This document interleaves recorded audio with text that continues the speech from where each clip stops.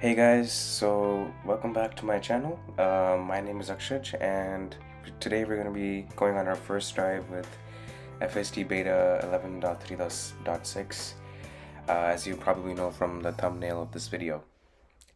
So here we're on the I-880 freeway, heading towards Costco, and as you guys can see, this is the new FSD Beta on highways. So as you guys probably can tell from the screen, the visualization has changed quite a bit from what we're used to on the old highway stack, or Navigate on Autopilot as it was known. And as you can see, the car is showing a lot more detail on the screen.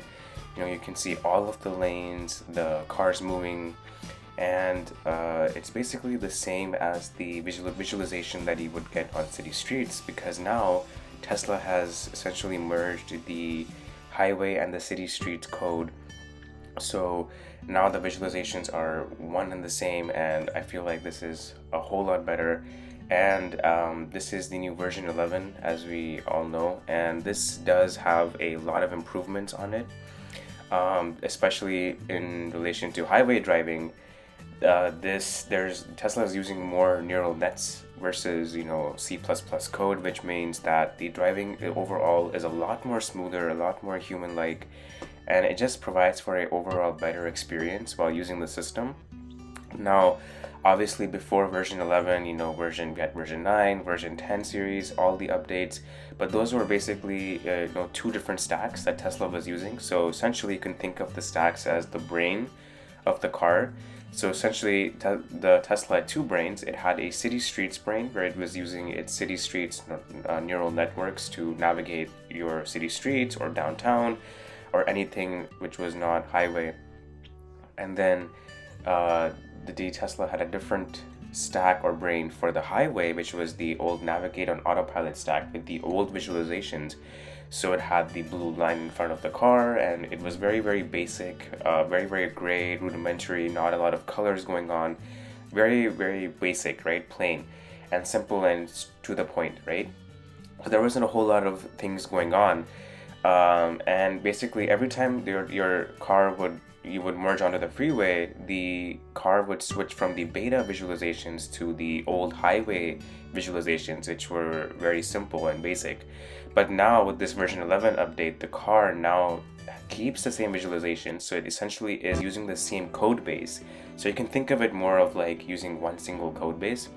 And for me, I've been using this system now for a few days, and this is I can tell you by far this is a much better, more smoother, more human-like experience than the previous versions of FSD Beta. Now it's still not perfect, it still does make mistakes, that's still gonna be there. I mean, it's still in beta for a reason, right? So you can't expect it to make mistakes, just like on city streets. But I would say that Tesla has refined a lot of the highway experience, and I think they've worked really hard on making sure that the highway portion of the stack is really, really good and refined, to the point where it's almost is comparable to the old stack, and maybe possibly even a little bit better in some areas that the old stack was weaker in. And I can definitely tell you that there are quite a few key differences here, and it just makes the highway stack, using it a lot more better. Like, I want to use it more on the freeways now, and I want to take it out on drives and test it out, see what its capabilities are, because now it's using neural networks, and because of that, there's a key advantage with using neural nets, because they allow you to be more flexible, and they're not as bound by standards versus C++ code. So as you guys can tell, we are just on the freeway, and the car is changing lanes on its own. So for the first time in this version 11 update, the car will now change lanes automatically. So you no longer have to use the turn signal stalk or keep your hands on the wheel in order to authorize the car to make a lane change. So with the previous version of the highway stack, I don't know if you guys remember, but in that software, the car there was an option for automatic lane changes, where the car would prompt you to, ask you if it wanted to make a lane change, but you had to be the one to authorize that decision. The car couldn't really do it on its own. But later, a few years later, Tesla did add an update which meant that the car could technically change lanes automatically for you without you having to use the turn signal stalk or to authorize the car. But you still have to authorize it technically in a way, because the car did require you to put your hands on the wheel every time it wanted to make a lane change. And even though it was supposed to be where the car would automatically make its own decisions without you having to authorize it, you still technically did have to authorize the car. And that was kind of unfortunate, because it wasn't really the true full immersion, the full self-driving experience that people wanted. And so that just really brought it down for me. But this update, the car literally, since it's using the same code as the city streets, it's going to change lanes automatically without you having to prompt it or do anything or touch the steering wheel or anything.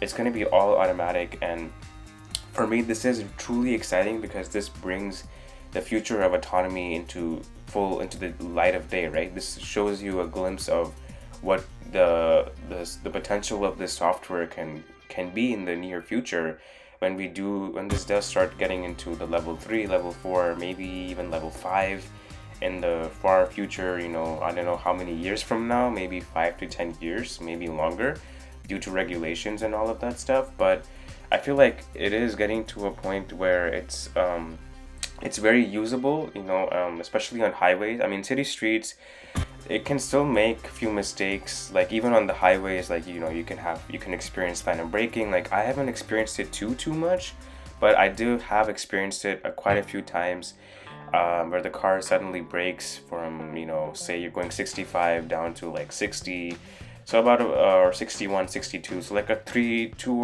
or 4 mile per hour difference in speed. Which means that it could be a little bit risky, if you have a car or someone tailgating you very closely behind you. They're not expecting you to slow down, and if the car does slow down, then you have to be covering the accelerator pedal to make sure that the car doesn't slow down too much, and which can lead to a rear end collision, which can be, which is not good. So you just want to make sure you're covering the accelerator pedal on highways especially. And for city streets, I would recommend, always keep your hands on the wheel. Please pay attention to the road.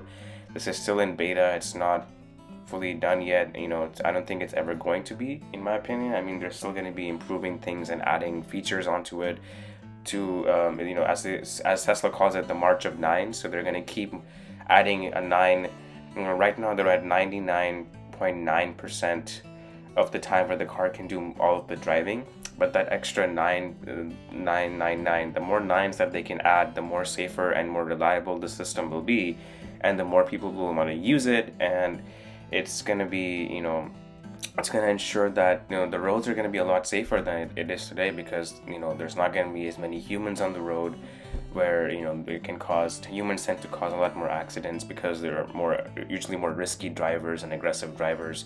So yeah, anyways, those were just some of my thoughts on the system. I feel like it's truly incredible what Tesla's been able to achieve in the last almost 2.5 years since they first released the software back in October of 2020, and since then it definitely has come a long way. I can tell you that for sure.